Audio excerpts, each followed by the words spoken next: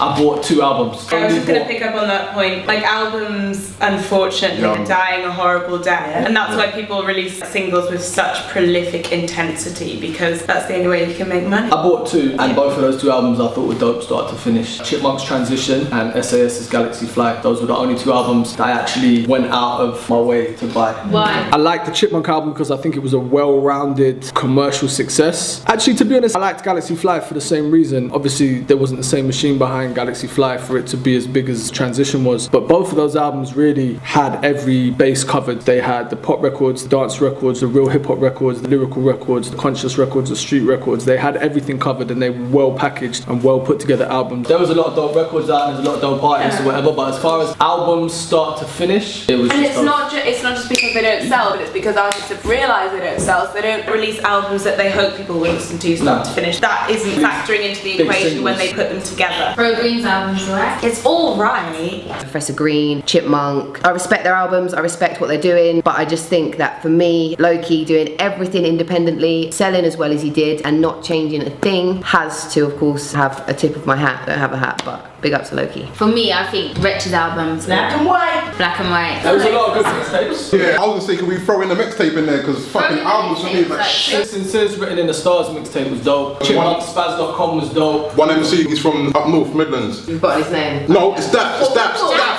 on the map, round 2. He's come with a new style, a style that I can appreciate because he's got this little harmonizing, shall I say, and he's also got some rap shit going on. And he's mixing that up to the point where I can be like, he's coming with something. And yeah, big up Dapz on the rap. He's trying to take on that whole, not R&B, but he's got that in it as well. So Yeah, he's got something new to it that yeah. it's not like soft shit and it's not overly trying to be hard shit. He's found a medium for me that I can appreciate, you know? Check him out, Dapz, round 2. Might not be an album. The mixtape I did with Styler, Crash Course Party. That's definitely gotta be worth checking out. I know it's good because I did it, so you know, go get that. Download it, it's free. I fucking so promo, man. We ain't fucking with that shit, man. To be perfectly honest, when it comes to talking about an album of the year, I just think that it's not a valid argument anymore because people don't buy albums. People buy singles, and that's why artists feel the need to release at such a rate that they do, because that's the only way to keep yourself afloat. Femfell, Eyes Closed, I bought that. Good? Yeah, I really like Fem. I just find his tone and everything really easy to listen to. Obviously, I bought LowKey's Soundtrack to the Struggle, which I absolutely love. It's such a powerful message. It's not like you could just put it on and kind of just chill out. I've heard bits of that, yeah, and I feel disrespectful being involved with the early stages of LowKey's career and him being a friend of mine. I haven't actually gone and bought that album. So today, have it on camera, I'm gonna go home and buy that album off iTunes. He's such an intelligent guy, and to listen to his music, to pay attention to it, and his lyrics, everything has a point. A lot of the time we get lost in the whole swag of things and it's about money, the lifestyle, but LowKey is actually trying to put across a message that ultimately is a positive message, and it's about power to us as individuals. Actually,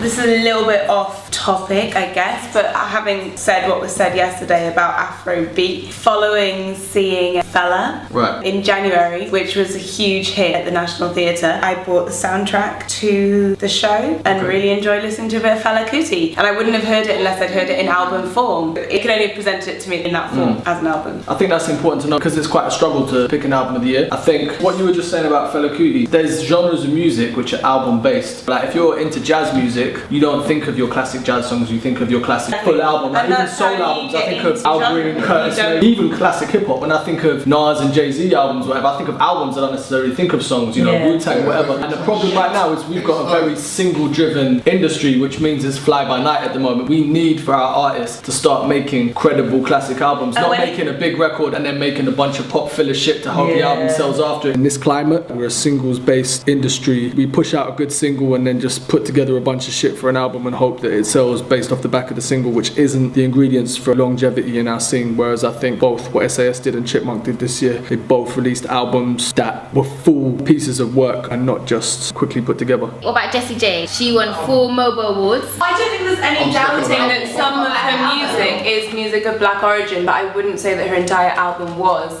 Ed Sheeran is urban, Jessie J is fucking urban. No, it's fine to do it like a dude to win a Mobo, but for her entire album to win a Mobo, they're completely different things. Yeah, no, I agree. Then it comes down to people voting, so then surely if some of the music on her album is urban and her album has been successful, and she has to go into that category, and then I guess it comes down to the fans, and her fans might not necessarily be fans of other music from our scene. There's Tiny Temper fans who don't listen to any other music. There's Dapz fans. A big chunk of their albums aren't urban music, they're pop music or they're Euro dance music or whatever. So I don't think it's any different. I think the reason, to be completely blatant, people got upset is because Jessie J's a white artist doing it as opposed to a black artist doing it. I don't know, the Jessie J and Mobo situation was just a weird one. It was like, I don't understand why everyone was upset. I liked her a lot more than before she blew, because like all her YouTube videos and all that kind of stuff, that was so soulful, so real. And then I personally, I didn't like the album. It was watered down. I was thinking, what is this? My point is, there's plenty of black artists who've made more pop albums than Jessie J, much more pop, and they could still win a Mobo and there'd be no issue behind it. I'm sorry, Jamelia was winning Mobo albums. You can't tell me Jamelia's albums were more soulful than Jessie J's were. They were both as pop as each other. When Justin Timberlake was winning all these black awards, like, well, urban, R&B, hip hop awards, I was cool with that. Go Because I'm Justin. telling you, B2K and Pretty Ricky were making just as much pop music as Justin Timberlake was. It's true. Chipmunk and Rex didn't smash the fuck out of that. You think that was that amazing? I'm glad I know. See you later, mate. I'll pick your cafe. Gay grandma. It's gonna be like Bobos. Lyrics. Pink New Era.